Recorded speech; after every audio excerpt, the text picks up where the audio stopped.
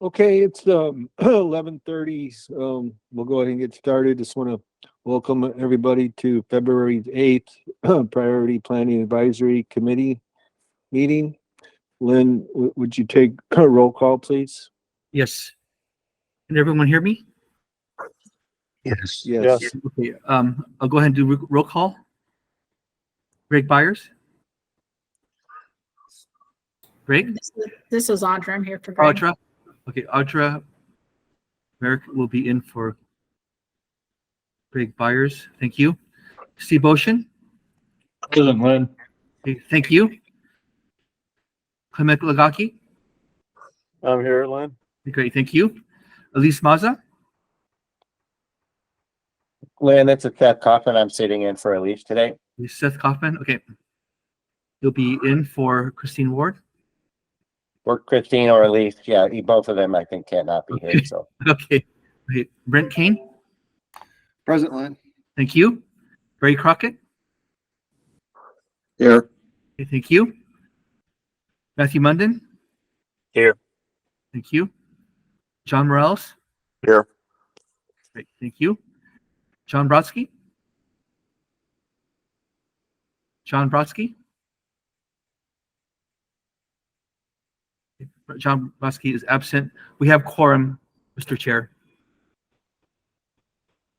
Okay, thank you, Lynn. We'll move on to item number 3 of the agenda, Title 6 of the Civil Rights Act of 1964.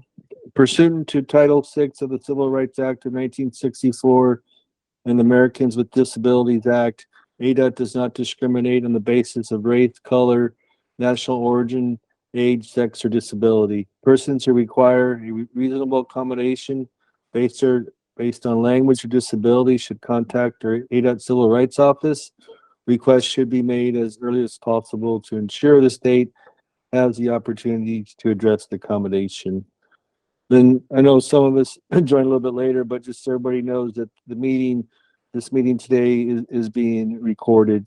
And so just so everybody's aware, and they'll be posted within 3 business days. So moving on to item 4. Thank you, John. John didn't make it, Lynn. We'll move on to item 4 Thank you. of the agenda, or yes, to call the audience. Is there anybody who would like to speak from call to the audience? Please raise your hand. And Matthew joined us as well, Lynn Munden. And so hearing none or seeing none for call to the audience, we'll move on to item 5, which is approval of the tentative FY 2025-2029 5-year transportation facilities construction program. And Lisa Danko will present.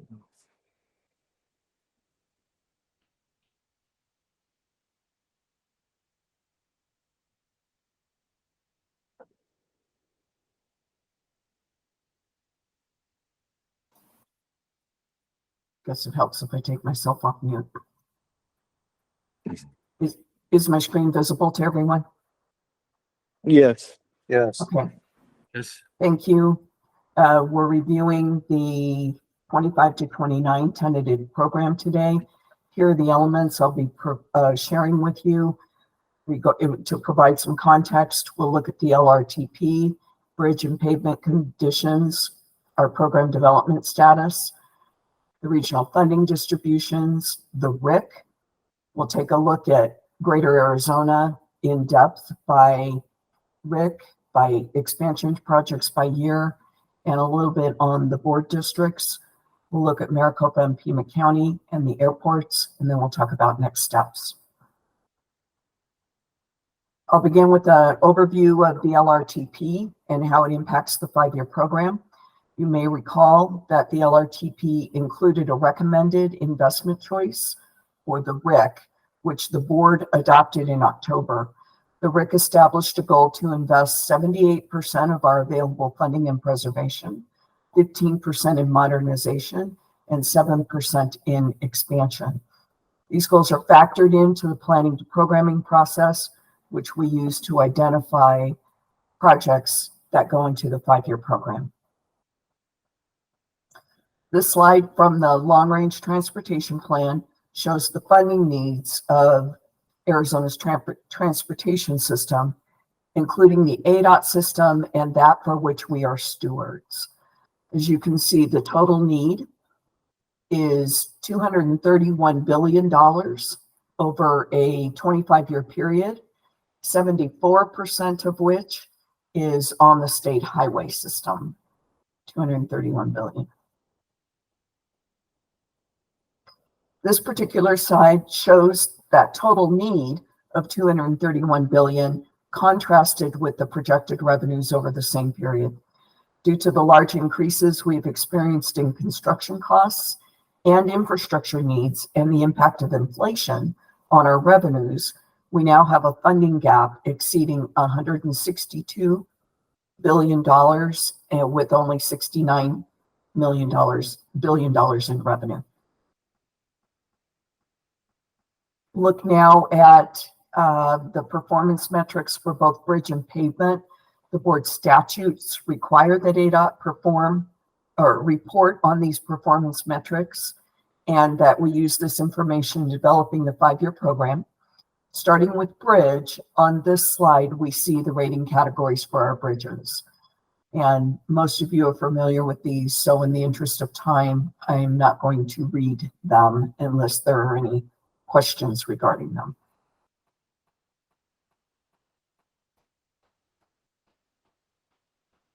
We have over 8,000 bridges statewide, and our current investment level is $60 million a year on ADOT system. Plus, we put in an additional $16 million a year through competitive processes for off-system bridges, which are owned by cities, towns, and counties. As you can see from the pie chart on the bottom left, in terms of bridges, we fare quite well. 60% or 66% of our bridges are in good condition, 34% in fair condition, and only 1% in poor condition. Moving next to pavement. Again, definitions for the 3 categories. We're going to look at Arizona's highway system in 3 different slices. We'll start with interstates, then we'll look at non-interstate routes on the national highway system, and then finally routes that are not on the national highway system. First are the interstates. Based on 2022 data, which is the latest available information, 52% of our interstate pavement is in good condition, 47% in fair, and 1.5% in poor. Overall, however, the trend portends a downward trajectory on interstates over time. Next are the non-interstate routes on the national highway system, which include U.S. and more significant state routes. Again, based on 2022 data, 32% are in good condition, 64% in fair, and 4.5% are rated poor. The trend here obviously is a bit more precipitous decline than with the interstates. Finally, routes off the national highway system are worse, with only 17% in good condition, 74% in fair, and 9% are poor. As with the interstates and the NHS routes, this is also a declining trend and at a greater rate. To help combat that trend, we have increased the size of the pavement rehab subprogram in the tentative by $70 million annually, from $320 million to $390 million. We are also investing another $16 million annually for more minor improvements, for a total of $406 million each year. Going to pivot now to a slide which shows where we are in our development process, which, as many of you know, takes about 15 months to produce the 5-year program. And before the board has even approved the 25 to 29 program, we will have already started on the 26 to 2030 version. We are currently at this point in February, where the board reviews the tentative program and hopefully will approve it at this month's meeting to be released to the public for comment beginning March 1st.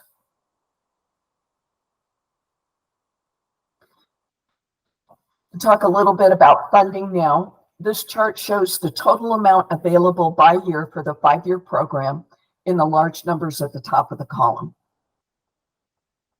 50% of this funding is programmed by the board in Greater Arizona, primarily in Greater Arizona, and that is the blue at the bottom of the chart. This includes all the counties with the exception of Maricopa and Pima, although some of the funding is from the sub-programs is used in those two counties. 13% in the orange is allocated to Pima County, most of which is programmed by PAG. 37% in the green is allocated to Maricopa County, most of which is programmed by MAG. Please note these funds do not include legislative appropriations, federal earmarks or grants, local funding in terms of match, or any funding from outside entities. Each region is apprised of their share in the mid-November timeframe when we have the annual Regional Allocation Advisory Committee meeting, and they begin working on programming their share of the funding at that time.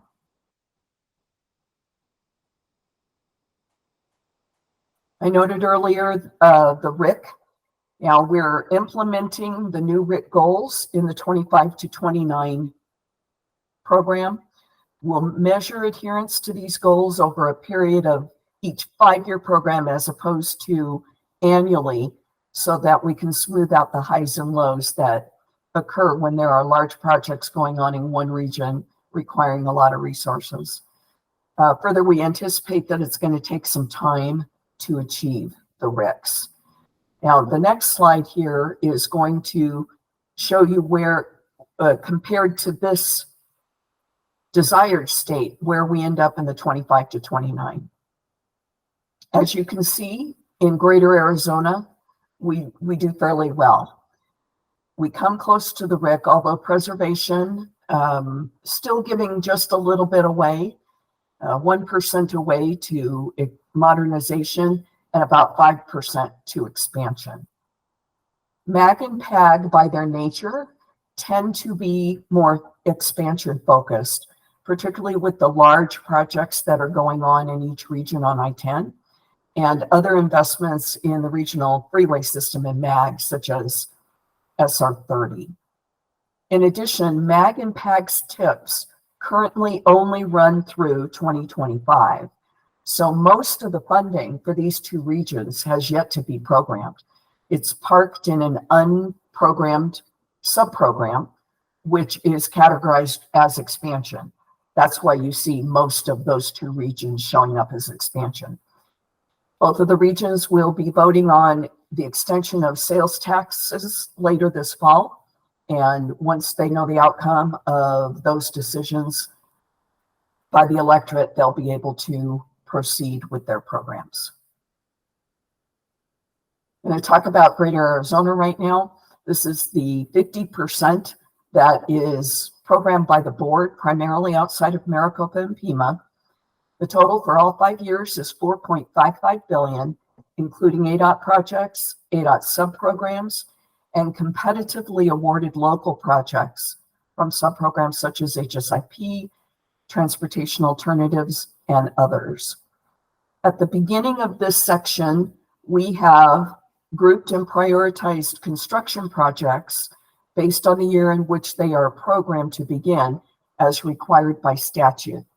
I'm going to take the presentation down and put that prioritization up so that we can talk about it a little bit.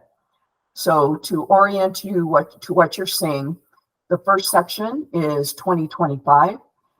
We have the rank, the STIP number, project name, lead agency, which is ADOT. These are ADOT projects only. The type of project, project description, limits, route, length, county, and our most recent construction estimate. We prioritize these based on the high level was if there was a federal grant involved, we basically made assurances in that grant application that we would deliver the projects based on a certain time schedule, and they need to be our top priorities. So that is why we see the two I-10 projects in the northern widening coming in. Actually, the first three are all related to that federal grant, the infra grant for 95 million. The other ones were then prioritized. Behind that came our legislative appropriations, and then preservation projects, pavement first, followed by bridge, safety, and the other category. So I will very slowly scroll through this so you can see what we ranked in 2025. Please let us know if you have any questions. So the first 9 are on the screen now. And I'm going to move to 10.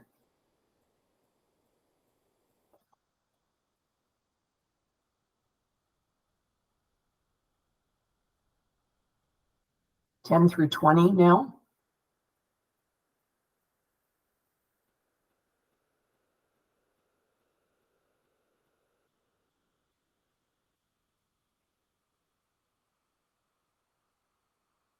Moving on to 21 through 33, still in 2025.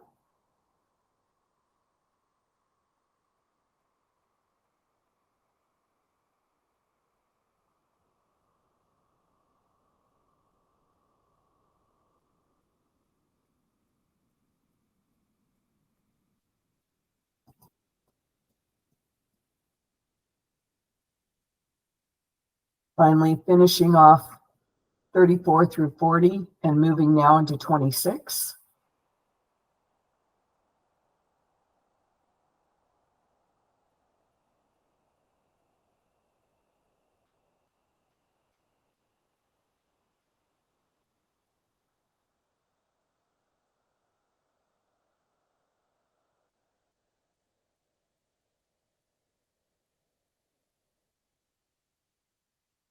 Three through 15 in 26.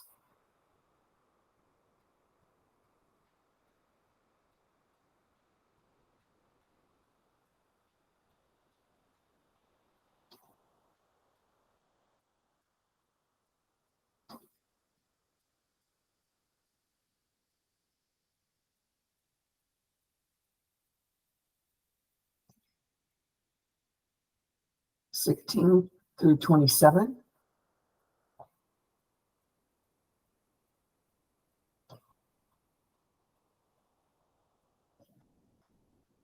'25 and '26 are our biggest years.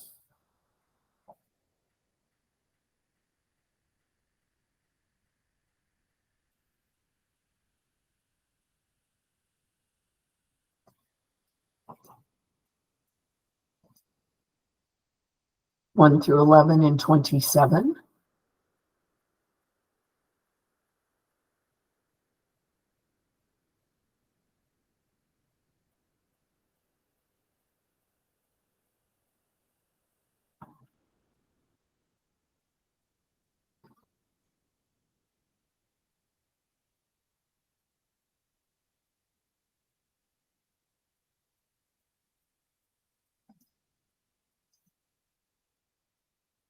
'12 through 22.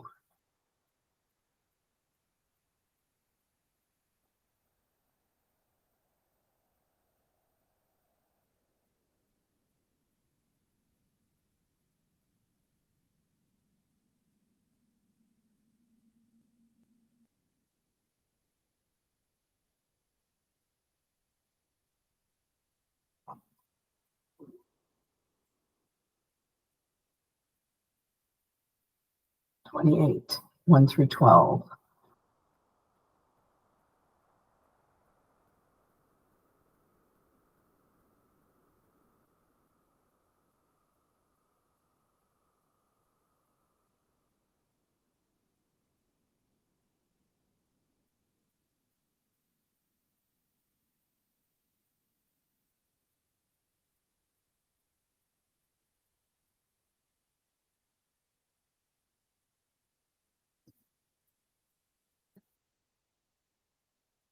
13 and 28, and 1 through 8 and 29.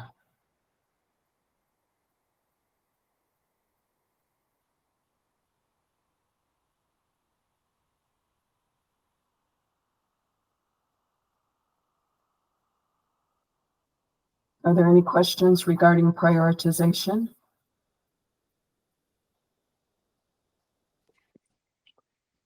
No, I have none. Thank you. Okay, flip back over to our presentation now.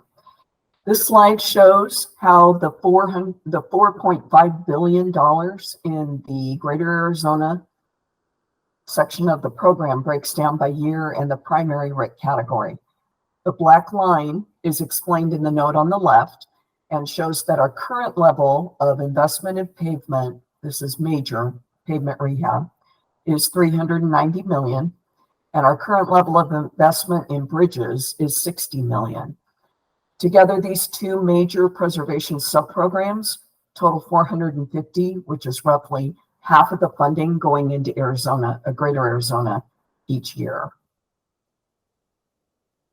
Next, we'll look at expansion projects in each of the years. In 2025, $183 million. We have the second half of West Kingman TI, which begins this year. Vista Royale will start design at $10.5 million. Cane Springs also starts this year, and 2025 will be year 2 of 3 for construction funding. We have both the I-10 projects on the northern end of the widening, I-10 rigs to 387 and 587 to 387, $30 million each. And then finally, the Cochise Railroad overpass on 191. This is not an expansion project. It's a major preservation project, and it's not included in that $183 million total. For those of you that are trying to add it up, it won't add. In 26, $72.8 million, covering the last year of construction funding for Cane Springs at $35 million, $10.5 million just do design on Big Jim, and the first year of Lion Springs, $27.25 million. 27, $104.5 million. The second year of Lion Springs at $54.5 million, and $50 million for the first year of construction on Big Jim. 28, $133.8 million. We have the last year of construction on Lion Springs at $27.25 million, $60 million for the second year of Big Jim, and $46.5 million to construct Vista Royale. We have no expansion projects in 29.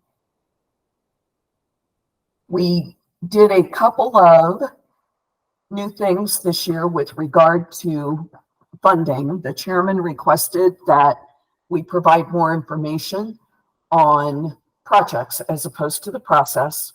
So I won't run through all the details here, but essentially we provided individual lists of projects for each board member for their board districts, help them more easily understand the projects in their region.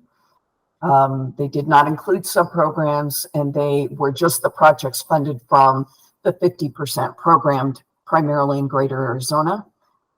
MAG and PAG were not included in their district lists, but of course they have their own sections in the 5-year program.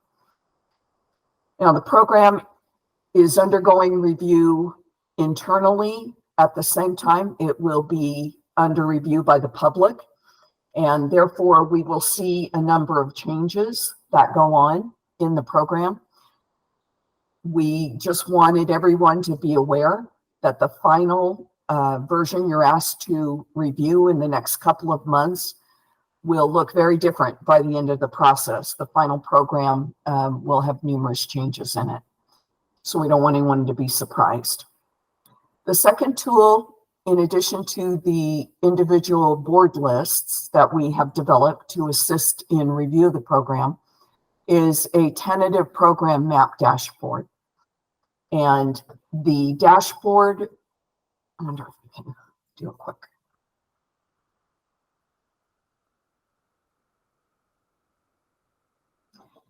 The dashboard allows the user to look at project by county, Cogger MPO, engineering district, board district, investment category, which would be preservation, modernization, and expansion, and then program source, which would be Greater Arizona, referred to as statewide, MAG, or PAC. And if you click on any of these, you will get a list of the projects funded from the board's 50% in that region. Can drill in further and see the map. Over here, you get data with regard to a description of the project, if we have already assigned a project manager, and the limits. The lower right-hand corner here is information on the project in terms of the cost by year. In this case, it's construction in 26. And then there's also cost by year and the color of money. So this is an HSIP project.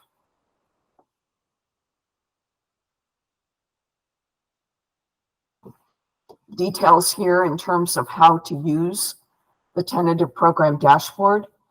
It will be available to the public at the same time that the 5-year program, the tentative program, is released for public comment, which will begin on March 1st.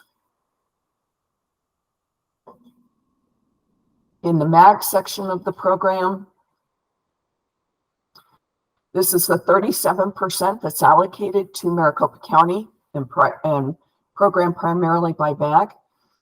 Over the next 5 years, MAG is estimated to have $2.5 billion to program on ADOT routes. And I noted earlier that MAG's TIP only runs through 2025, so most of this funding is not programmed yet.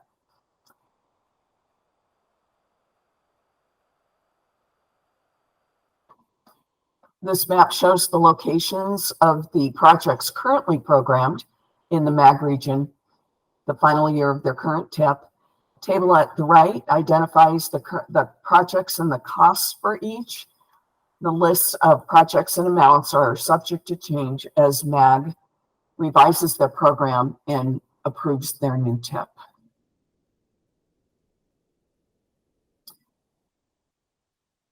And here's a map of the 4 projects associated with the widening of I-10 in Maricopa and Pinal counties. With the recent award of the $95 million infra grant, these projects are now fully funded. And depending on the project, construction activities are going to run from 24 through 28, I believe it is. Yeah. The gap and the large design build project will both run through 28. Moving now to PAG. This is the 13% allocated to PAG or to Pima County and programmed primarily by PAG. Over the next 5 years, PAG is slated to receive $849 million to program on ADOT routes. Their transportation excise tax also on the ballot in November, and it will provide additional funding to the PAG region program if it's passed, much like the MAG ballot question. This map shows the locations of the projects currently programmed in PAG's TIP. The table on the right again identifies the amount and current costs, or the project and current costs for each. This list is subject to change as well as PAG refines their TIP.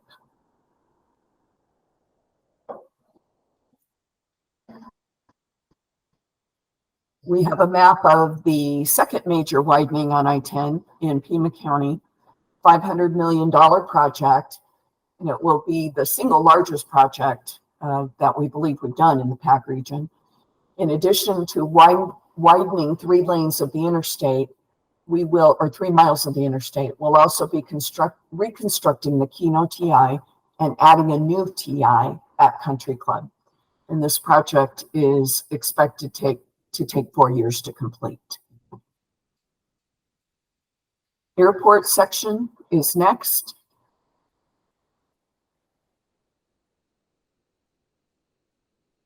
We anticipate 173.6 million over the 5-year period. We will have information regarding projects at some point in April, and they will be included in the final program because FAA works on a different cycle here. So we need to wait for them to get through their process. Those funds are expected to be used across the 5 programs in the amounts shown on this slide. 173.6 million total.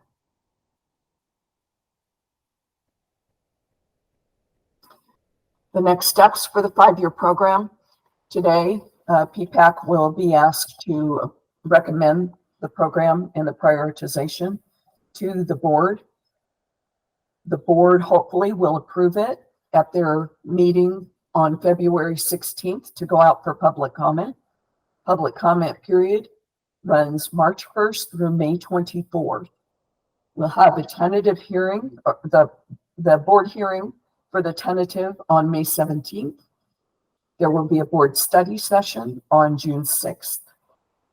We are anticipating final approval by the board at their meeting on June 21st. The MAG and PAG programs will be approved after that. So we'll bring through programmatic amendments for both the MAG and PAG programs in July. And then the fiscal year will start on July 1st. Are there any questions?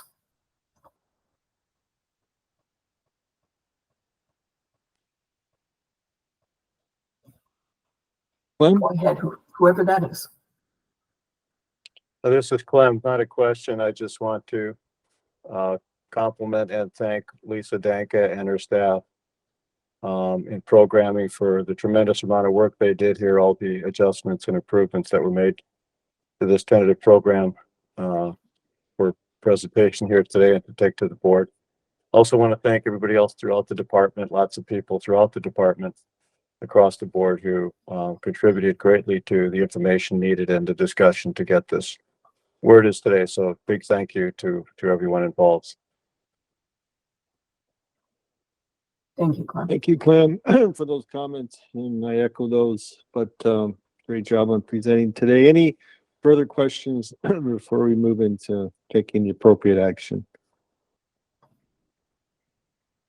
So hearing none, is there a motion to approve? Move to approve, Clem. Thank you, Clem. Is there a second? Second, this is Brent. Thank you, Brent. Any additional questions or comments? Hearing none, I'll call for the questions. All those in favor say aye. Aye. Aye. Aye. Any opposed? Any abstained? Okay, thank you. Thank you, Lisa, for presenting. So we'll move on to item 6. Again, just mentioning the meeting recording and minutes will be available. Then item 7, the upcoming meeting schedule for future meetings of the PPAC committee, as you can see there on the screen. If there's not any questions or any comments, I'll adjourn the meeting.